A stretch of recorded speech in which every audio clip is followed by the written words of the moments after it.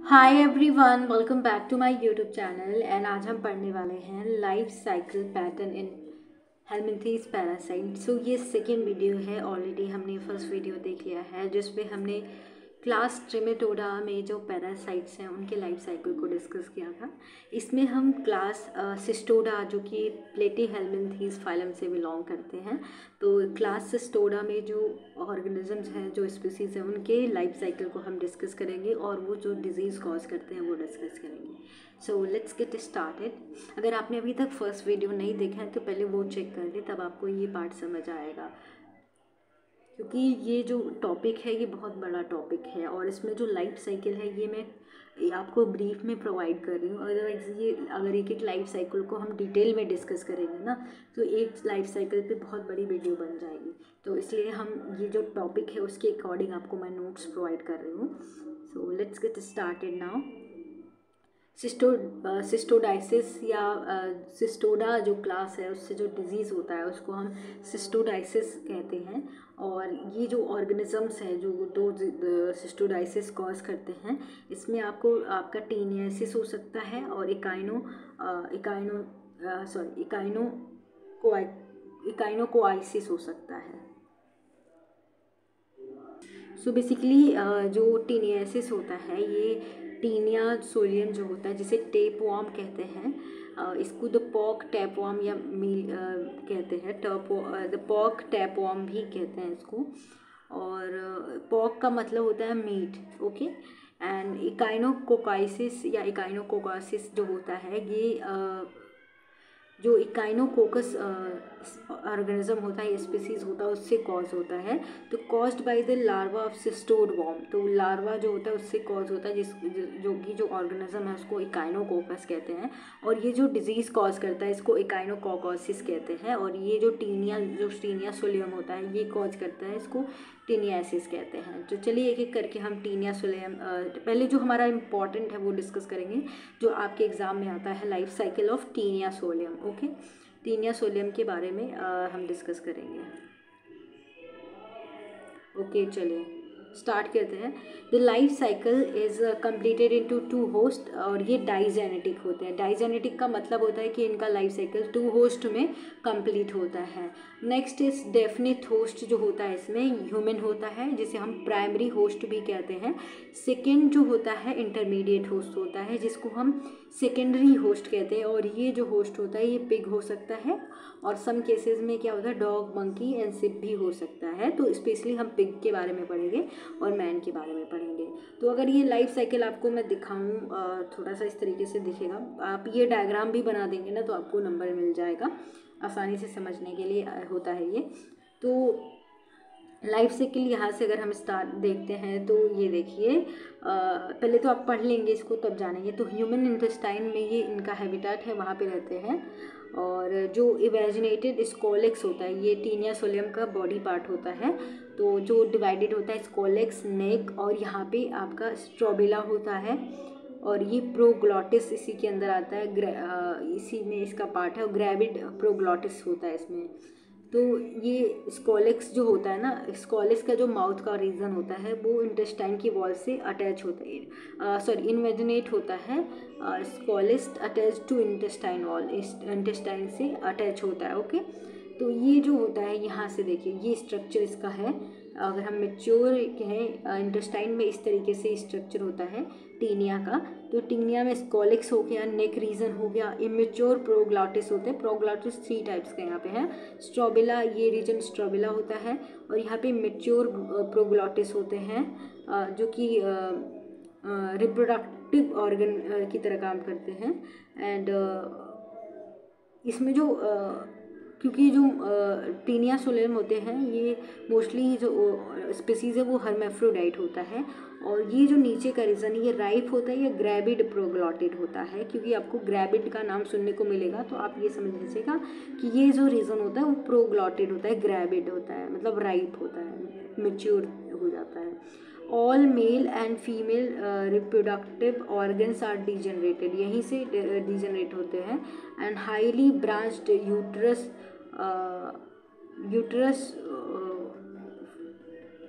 Uterus होता है full of fertilised egg. तो इसी के अंदर क्या होता है कि आपका इस सब ये जो राइप और ग्रेविड होते हैं इसमें ही फर्टिलाइज्ड एग हो सकता है, और ये हाईली ब्रांच यूट्रस होता है इसी में, और ये इसमें फुल फर्टिलाइज्ड एग होते हैं। ठीक है, तो यहाँ से प्रोग्लॉटिस का अगर हम निकालें, यहाँ से जो पार्ट है ये वाला जो राइप प्रोग्लॉटिस है या ग्रेविड प्रोग्लॉटिस होता है, यहाँ से आया ये राइप और ग्रेविड प्रोग्लॉटिस कहलाता है। Loaded with the eggs passes out through the human faeces. तो ये जो पार्ट होता है ग्रेविड प्रोग्लॉटिड, जो ग्रेविड प्रोग्लॉटिड्स का पार्ट होता है जिसमें क्या होता है यूट्रस, मैंने आपको बताया, जिसमें बहुत सारा एग होता है, एग लोड होता है, और ये जो पार्ट होता है क्या होता है ह्यूमन के फीसेस यानी स्टूल के थ्रू जो वेस्ट मटेरियल होता है, वेस्ट प्रोडक्ट होता है, उसके थ्रू क्या होता है बाहर आता है ह्यूमन बॉडी के। And the branch uterus containing egg is ingested by pig. अब ये जो यूट्रस जो दिख रहा है आपको, ये ब्रांच जिसमें क्या होता है एग होता है, और ये पूरा आपका ग्रेविड प्रोग्लॉटिड है। तो ये क्या होता है पिग द्वारा, क्या इस पे पिग द्वारा इसको अपने अंदर ले लिया जाता है, इंजेस्ट कर लेता है इसको। तो पिग जब इसको इस पे फीड करता है तो इसके अंदर चला जाता है।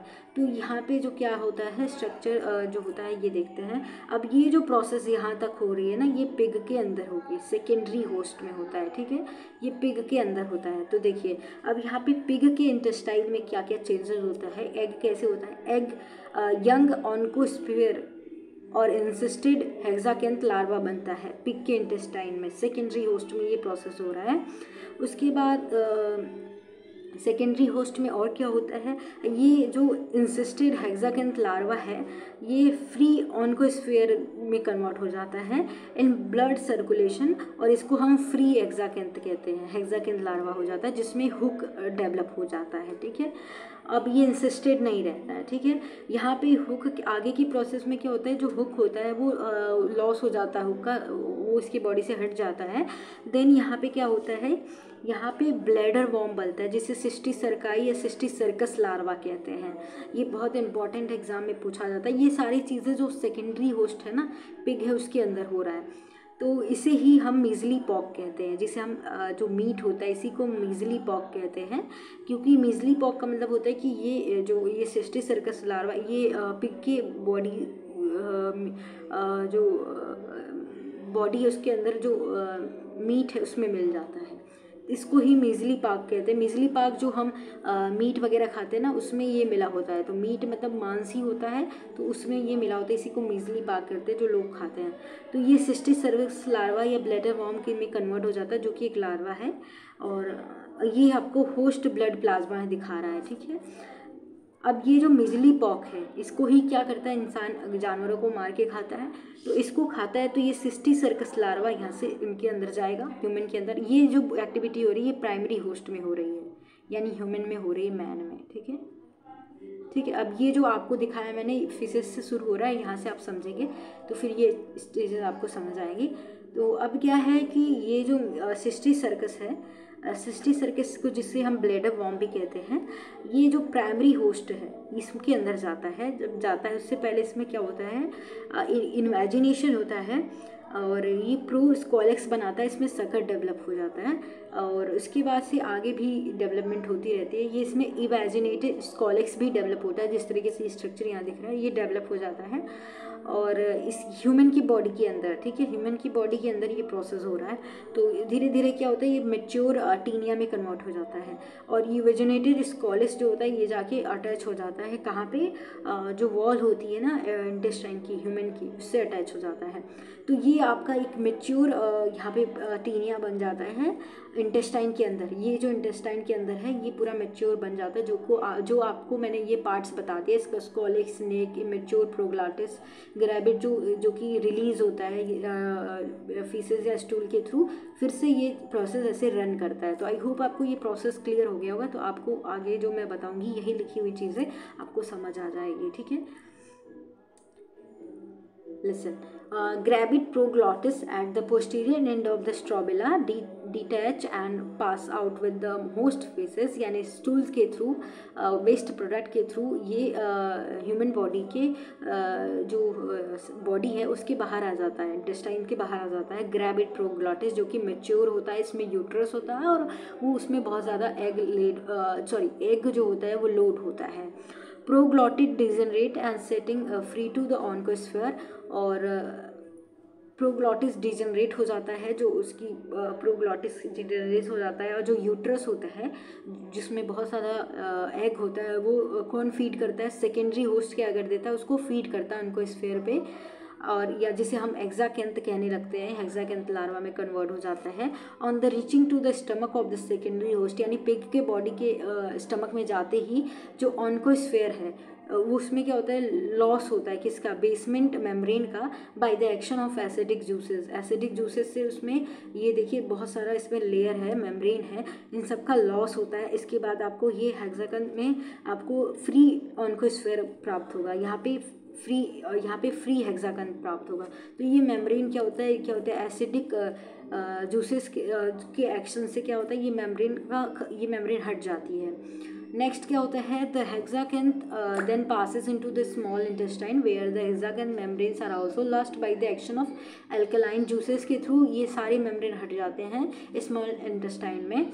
Then the hexacanth reach to the blood vessel, अब ये ब्लड वेसल में जाता है ये larva with the help of 6 hooks. अब इसमें हुक्स डेवलप्ड हो गए थे जैसे मैंने आपको बताया, and by penetration to the intestine wall, ये हुक से ही क्या करते हैं, पेनिट्रेट करते हैं इंटेस्टाइन वॉल को। The hook of no further use are then shed off, अब इसका फर्दर यूज़ नहीं होता है, अब इस हुक का बस इसलिए इंटेस्टाइन में पेनिट्रेट करने के लिए यूज़ होता है, अब ये ख़त्म हो जाएगा इसमें। The submucosal blood vessel carry the hexacanth to the liver via the hepatic portal vein, from where it reaches to the muscles usually of the tongue, shoulder, neck, thigh, heart etc. तो इन regions पे ये पहुँचता है। Where it settle to the develop to bladder worm, ये bladder worm में develop होता है, जिसे सिस्टी सर्कस लार्वा या ब्लैडर वॉर्म कहते हैं। तो एग्जाम में आपकी सिस्टी सर्कस या ब्लैडर वॉर्म क्या होता है, इसका फॉर्मेशन कैसा एग्जाम में पूछा जा सकता है। तो इसकी इमेज मैंने आपको यहाँ पे दिखाई थी, ये देखिए, ये जो है ना यहाँ पे सिस्टी सर्कस लार्वा अगर इमेज में आपको दिखाऊंगी इस तरीके से दिखता है, यहाँ पे इन्वेजिनेशन होता है और उसके बाद से ये पूरा मैच्योर टीनिया में डेवलप हो जाता है। तो सिस्टी सर्कस लार्वा के बारे में देख लेते हैं। Cysticercus develop into the adult tapeworm only when the ingested by the human host, यानी जब तक ये जो मीजली पॉक होता है ये कोई ह्यूमन जो है या मैन है उसको खाता नहीं है, तब तक ये डेवलप नहीं हो सकता, आगे जो एडल्ट में नहीं डेवलप हो सकता है। In the pig's body leads quite an inactive life, जो पिग की बॉडी में होता है ये सिस्टी सर्कस लार्वा इनएक्टिव होता है, and remain viable for several years after which it dies. और अगर पिग की बॉडी में ऐसे ही रहा, अगर इंजेक्ट मतलब ऐसे ही बाहर रहता है, अगर किसी भी ह्यूमन बॉडी या किसी भी मैन द्वारा उसको इंजेस्ट नहीं किया जाएगा, उसको भी फीड नहीं किया जाएगा, तो ये सिस्टी सर्कस लार्वा मर जाएगा एंड बिकम्स कैल्सीफाइड पॉक। और ये क्या होगा, जो पिग का फ्लैश है ना उसी में ये होता है, तो उसमें वो कैल्सीफाइड पॉक बन जाएगा। Containing cysticercus is called measly pork at dies, और इसको कहते हैं सिस्टी सर्कस, इसी को मिजली पॉक कहते हैं, जो कि फिश जो पिग है उसके फ्लैश में मिल जाता है। The human host get infected by eating the under cooked measly pork, इसी की वजह से जो ह्यूमन बॉडी होती है इन्फेक्टेड हो जाती है इस मिजली पॉक को खा के, जो कैल्सीफाइड पॉक हो जाता है।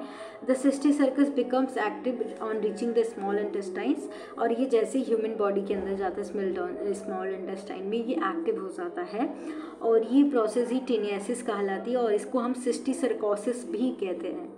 तो ये सिस्टी सर्कोसिस भी इसमें ये डिजीज़ कॉज करता है। चलिए नेक्स्ट देखते हैं हम निमेटोडाइसिस। निमेटोडियासिस या निमेटोडाइसिस क्या होता है, जो कि निमेटोडा से कॉज होता है। ये फाइलम एस्केहेलमिंथीज या फिर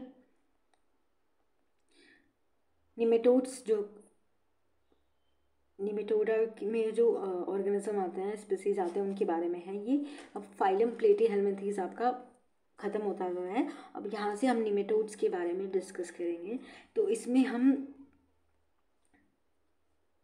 उचेरिया बेनक्राफ्टी का देखेंगे और एसाइक्लोस्टोमा डिओडेनम का भी देखेंगे। इसमें हम एस्केरिस हेलमिंथीज का भी देखेंगे, तो एस्केरिस का भी हम देखेंगे।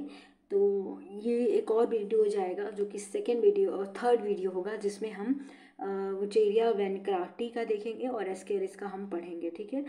तो यहाँ पे हम साइक्लोस्टोमा का देख लेते हैं, डिओडिनेल साइक्लोस्टोमेसिस क्या होता है ये डिस्कस करेंगे, जो कि फाइलम निमेटोडा से बिलोंग करता है। कहीं कहीं पे निमेटोडा को क्लास कंसीडर किया जाता है, तो निमेटोडा से बिलोंग करते हैं।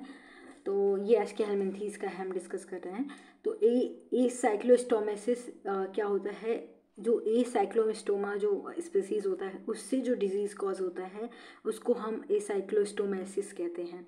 तो सिलोजोइक एंडोपैरासिटिक निमेटोड्स होते हैं ये, एंड एंडो मतलब बॉडी के अंदर होते हैं, found in small intestine of man के इंटेस्टाइन में पाए जाते हैं, स्मॉल इंटेस्टाइन में। एंड ये यूनिसेक्सुअल हो सकते हैं, डायोसियस भी होते हैं, एंड हो सकते हैं, और सेक्सुअल डायमॉर्फिज्म भी शो करते हैं। ये मोनोजेनेटिक होते हैं। मोनोजेनेटिक का मतलब होता है ये सिंगल होस्ट की ज़रूरत होती है उनकी। अभी तक हमने डाइजेनेटिक पढ़ा था, ये सिंगल होस्ट की इनको ज़रूरत पड़ती है, इसलिए इनको मोनोजेनेटिक कहते हैं। तो ये डायग्राम देख सकते हैं आप। ये मैन का अगर बात करें तो मैन जो ह्यूमन बॉडी है वहाँ से एग जो होता है वो फीसेस या स्टूल के थ्रू, जो वेस्ट प्रोडक्ट होता है उसके थ्रू रिलीज़ होता है। और यहाँ पे ये जो एग होता है ये क्या बनाता है, ये रैबिडिफॉर्म लार्वा बनाता है, और जो कि कहाँ से आता है, एग से हैच होता है, ठीक है। रैबिडिफॉर्म लार्वा आता है। अब ये जो लार्वा है, ये जो आपको मैं दिखा रही हूँ ना, ये आपको समझना है, ये बेसिकली जो फाइलेरिया है ना, ये वुचेरिया बैनक्राफ्टी के लिए भी है। ये नेमेटोड का बेसिकली लाइफ साइकिल है, ठीक है। तो ये नेमेटोड का लाइफ साइकिल मैं आपको दिखा रही हूँ। तो इसमें जो होता है यहाँ पे रैबिडिफॉर्म लार्वा डेवलप हो जाता है, उसके बाद फाइलेरिया फॉर्म जो होता है, फाइलेरिफॉर्म लार्वा डेवलप होता है। देन ये इमेज देख सकते हैं। उसके बाद ये फाइलरी फॉर्म लार्वा जो होता है पिनेट्रेट होता है किसके, ह्यूमन बॉडी में।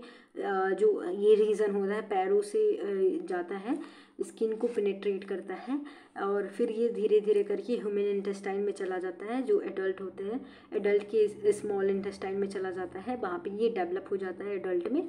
उसके बाद से फिर ये एग ले करता है, और जो एग होता है वो फीसेस से बाहर आता है। तो ये लाइफ साइकिल है निमेटोड्स का। इस साइक्लोस्टोमा के बारे में हम यहाँ डिस्कस करेंगे। चलिए स्टार्ट करते हैं यहाँ पे। तो ये अगर आएगा आपके एग्जाम में तो आप ये लिख सकते हैं, ठीक है। ये आपका बेसिकली निमेटोड्स का लाइफ साइकिल होता है। तो निमेटोड्स का लाइफ साइकिल इस तरीके से होता है, तो उसी के बारे में हम पढ़ रहे हैं। तो ये साइक्लोस्टोमा का देख लेते हैं। Adults live in small intestine of man attached by the mouth capsule to the mucosa.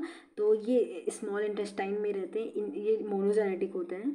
तो ये अटैच होते हैं with the help of mouth capsule की हेल्प से ये अटैच होते हैं, म्यूकोसा जो होता है।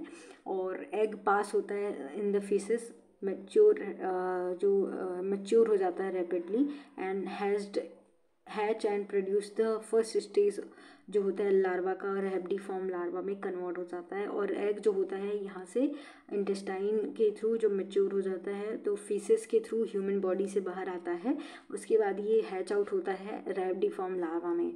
Okay, they moult for a second time. ये फिर मोल्ट होती है, इनमें मोल्टिंग होती है, और ये फिर इन्फेक्टिव जो होता है, इन्फेक्टिव स्टेज जो होता है, इन्फेक्टिव स्टेज बनाते हैं, लार्वा फाइलरी फॉर्म लार्वा बनाते हैं, ठीक है। तो फाइलरी फॉर्म लार्वा जो होता है ये आपका इन्फेक्टिव स्टेज होता है। नेक्स्ट है man is infected when the filariform larva penetrate his intact skin और mucosa membrane of the mouth. तो ये जो होता है ना, ये मैन जब ये इन्फेक्ट करता है ना किसी भी पर्सन को, मेन को, तो ये कैसे पेनिट्रेट करता है, जब वो उसकी बॉडी, जब भी उसकी स्किन उसके टच में आती है तो वो पेनिट्रेट करके उसकी बॉडी में चला जाता है, ठीक है। द लार्वी इंटर्स द उसके बाद ये बॉडी में जाता है, म्यूकोसा में भी मेम्ब्रेन को भी अंदर पेनिट्रेट कर जाता है। The larva enters the lymphatic and lymphatic system में चला जाता है and carried into the blood, और ब्लड में चलता है and through the heart to the lungs, और लंग्स तक पहुंच जाता है and finally they are swallowed and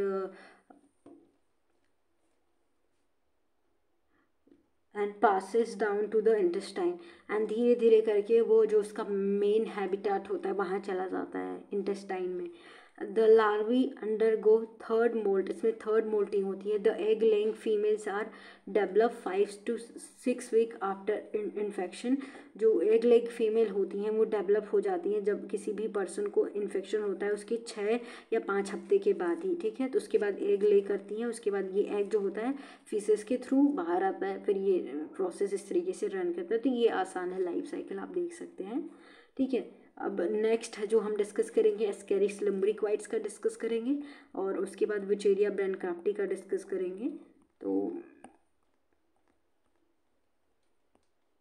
ठीक है, तो ये आप जो अभी आपको मैंने ये डायग्राम दिखाया ना, ये आपका इस साइक्लोस्टोमा का है, ठीक है। फाइलेरियल वार्म का हम दूसरी बार देखेंगे।